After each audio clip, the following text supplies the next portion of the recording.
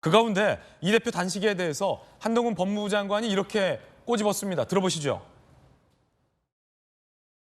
방탄용 단식으로 인해서 수사에 차질이 생길 것 같다. 이런 좀 우려가 나오는데요. 어떻습니까? 개인의 자유의 문제입니다만 그것이 수사나 재판에 영향을 주어서는 안 됩니다. 그런 선례가 남겨지게 되면 앞으로는 자범 포함해서 누구나 다 소환 통보 받으면 단식하지 않겠습니까? 그런 점을 감안해서라도 법이 엄정하게 집행될 거라고 생각합니다. 피의자가 언제 출석할 테니까 2시간만 조사받겠다. 이런 통보한 일이 있습니까? 저도 못 봤고 국민들께서도 못 보셨을 것 같습니다. 한동훈 법무부 장관이 원칙적으로 얘기를 했는데 한 단어가 탁 제 귀에 꽂혔습니다. 자범. 자범. 김재섭 전 비대위원님, 이거 사실 이재명 대표 들으라고 한 말일까요? 자범. 이제 나쁜 그냥 범인이 있고, 그러니까 자범이 있잖아요. 그러니까 그냥 범인은 굳이 뭐 비교를 하자면 굉장히 좀 뭐 예를 들어서 정치범도 있을 것이고, 큰 금융범죄를 지은 사람도 있을 거고, 양심수도 있을 것이고. 근데 자범은 그냥 자범이거든요. 일부러 저 말을 했다 보세요?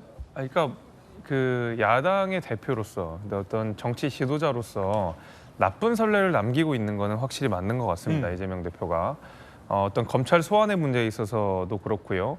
수사기관 자체를 못 믿게 계속 야당이 프레임을 하고 있지 않습니까? 예. 검찰이 마치 조작 수사를 하는 것처럼, 검찰이 마치 정치적인 의도를 가지고 스케줄을 맞추는 것처럼 꾸준하게 이야기를 해오면 이거는 이재명 대표 개인의 문제가 아니라 대한민국의 수사기관 자체를 국민들께서 불신하게 하는 저는 나쁜 그 행위를 하고 있다고 보거든요. 게다가 단식을 함으로써 소환에 응하지 않는 방식이 한다 그러면 저는 이게 굉장히 나쁜 선례로 남게 될 것 같아요. 그래서 자범이라는 표현을 써서 만약에 뭔가 뜨끔했다 그러면 그거는 이제 이재명 대표가 뭔가 이제 캥기는 게 있는 거겠지만. 아니, 야당 대표가 사실 자범은 아니잖아요. 물론요. 그러니까 자범이라는 말을 듣고 나서 기분이 나쁘다 그러면 한 번쯤 스스로를 돌아볼 필요가 있다. 저는 그 생각을 말씀을 좀 드리면서.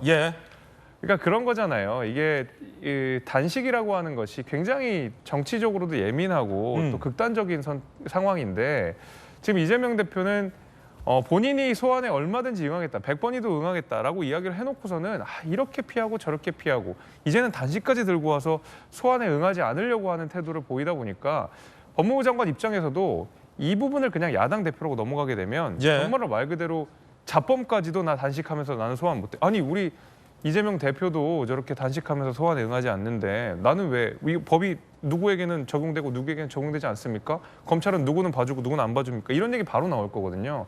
아마 한동훈 장관은 그런 걸 의식해서 자범이라는 표현을 좀 거친 표현을 썼지만은 이재명 대표가 실제로 이런 수사기관에 대한 불신, 어떤 검찰 소환에 대한 나쁜 선례들을 남기고 있는 건 확실해 보입니다. 자범이라는 소리에 뭔가 기분이 나쁘거나 뜨끔하면 되돌아봐야 된다라는 의견. 그 야당 대표가 자범은 아니죠. 만약에 자범이 소환에 불응하면서 단식하면 바로 영장이 발부가 돼서 잡혀가겠죠. 이상민 의원, 민주당의 중진 의원이죠. 이상민 의원도 쓴소리를 했습니다. 여론이 냉담하다. 단식 멈춰라라고 말이죠. 들어보시죠.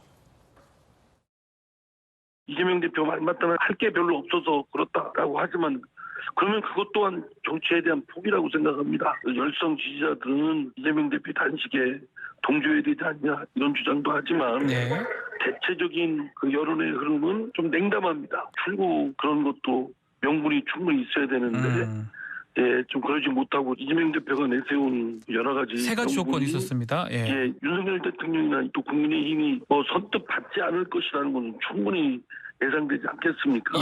여러모로 공익과 대의 명분에 쫓아서 스스로 단식을 멈추는 것이 지혜롭다고. 거대 야당을 거느리고 있는 당대표이지만 얼마든지 정치적으로 실력 행사를 할 수 있는 정당이지만 결국 본인의 사법 리스크에 대해서 단식을 하는 것에 대해서 이 단식은 정치에 대한 포기다. 중진 선배 의원인 이상민 의원은 이렇게 비판을 했습니다. 그런가 하면 대구에 있는 홍준표 시장은 이재명 대표의 단식을 반찬 투정 부리는 어린애에 빗댔습니다.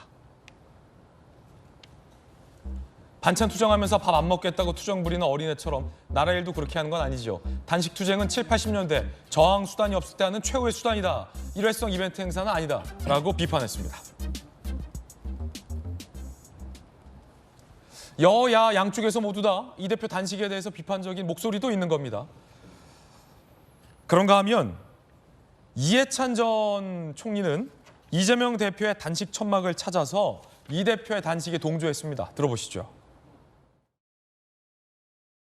국회에서 법 만들면은 시행령으로 부셔버리고 대법원에서 강제징용 판결 내면은 대리변제 버리고 헌재에서 야간 집회 허용하면은 현장에서 막고 헌법 체계가 무너지고 있는 거예요 지금. 국민을 존중하고 상대를 인정하고 서로 경쟁을 통해 더 나은 길을 찾는 정치가 아니라 싹 다 제거하자. 대놓고 그런 전략으로 가지 않나 싶어요. 아니 압수수색을 400번이나 하는 그런 사례가 어디가 있느냐고요. 지금도 하고 있겠죠. 찾을 때까지, 만들 때까지. 국가의 체계에 대한 이해가 없어. 이해가. 법인세 잔뜩 감면해줬잖아요. 그러니까 세수가 부족할 수밖에 없어요. 그러니까 다른 걸 자꾸 줄이잖아. 이대로 가면 이제 파시즘으로 가는 거예요. 연성독재로 가는 거죠. 이미 그 단계가 된 거거든요.